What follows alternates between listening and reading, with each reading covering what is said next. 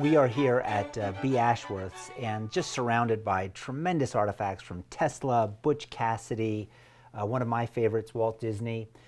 But we're at the end of the year. I mean, the year is winding up, and what I'd like to focus on today, Brent, is the story of redemption. Because in many ways, I think the story of America is the story of redemption. And you, I think, have the perfect historical artifact to talk about that. Yeah. Well, this is a first edition of Les Miserables by Victor Hugo. You may be a little surprised if you've read the book to see that it, in the unabridged edition, is 10 volumes long here. It's actually 48 volumes according to his measurements, but it's been divided up into 10 volumes. He wasn't even in France. He's a Frenchman.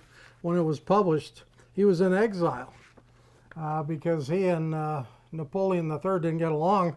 In fact, he wrote some very scathing articles, he was a good writer, against Napoleon III and the abuses that were going on, many of which he wrote about earlier as he talked about Waterloo and other events of the first Napoleon and other events in Les Miserables. The story becomes familiar to us. This is one of the original wrappers. They're all in wrappers like this. When it was published when he was in exile in Brussels.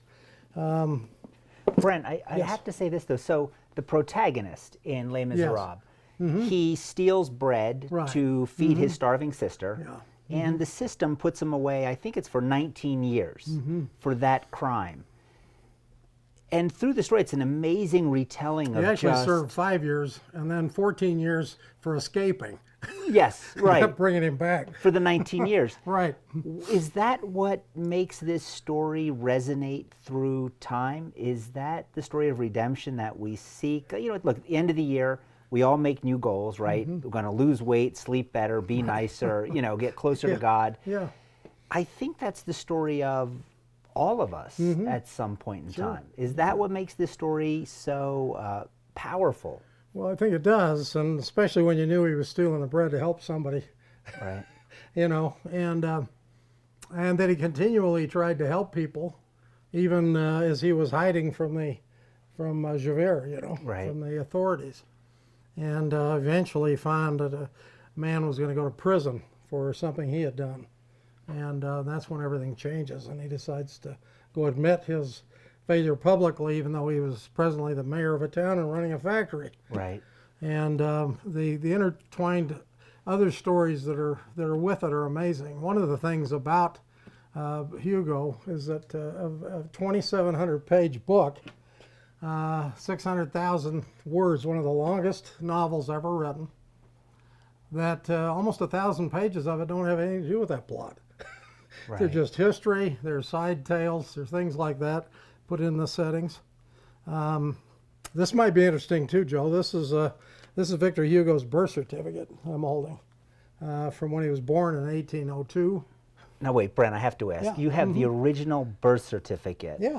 for Isn't that Victor something? Hugo, and he has it in this plastic divider. Like, shouldn't this be under lock and key? Probably That's needs to be amazing. in a little nicer leather binding, but I took it out of a folder and bring it here. That is absolutely amazing. Stunning. And there's a letter of Victor Hugo, a handwritten letter, and an earlier picture of him here, so you can see him. But he was very unpopular in France, except with the people. You know, the leaders didn't care for Hugo. He didn't want his social reforms. They didn't feel that, you know, he actually was elected as a conservative to the National Assembly originally, but then he went against almost everything that was in that party. But Napoleon III eventually is removed from office. Finally, Does yeah. Victor Hugo come back? Right. It was 15 years. He's in exile, and he's in Belgium, and he's in the Isle of Guernsey, and he actually wrote Les Mis while he's in exile. Plus, it was published while he was in exile.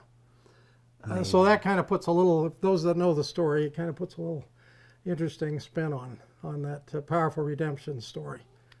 Brent, I want to thank you for making the time. Thank you for joining us for this episode of The Real Story. Have a great new year.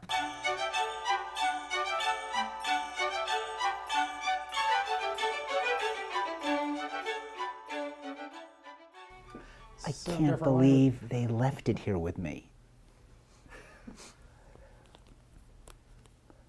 I actually touched Victor Hugo's birth certificate. Happy New Year.